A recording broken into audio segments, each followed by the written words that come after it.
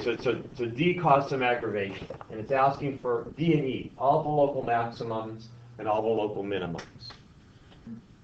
A local maximum is a peak on the function, and a low minimum is a valley. So if I have this spot right here is an endpoint. It's not a peak or a valley. It's only got one side. Same with this point over here. I know that they're low and they look like they're minimums, but if you're going to have a local minimum, it's got to have on either side of that point.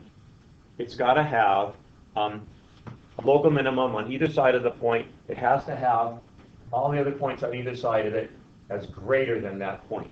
That's a local minimum. If it's a local maximum, all the points on either side of it have to be less than that point. So if I only have one side of it, it can't be a local maximum because it only has one side. So local maximum has to have points on either side of it. So the only local maximums in this graph are right here. That's the only local maximum. And the only local minimum is this one, is this right here. So you say, well, what about these points over here, Mr. Jenkins? Why aren't these points right there local maximums? Well, it's because the points on either side of the point have to be less than that point. It has to be either a peak or a valley.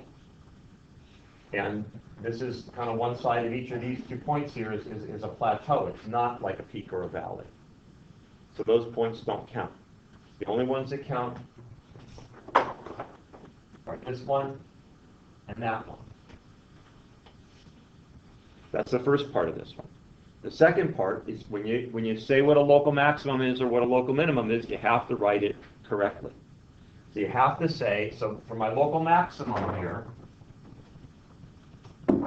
local maximum, I have to say the maximum is a maximum of 1 at x equals -3. So the maximum is the y value only, or the minimum is the y value only. For the minimum of 0 at x equals -2. That's how you'd answer that question. Okay with that?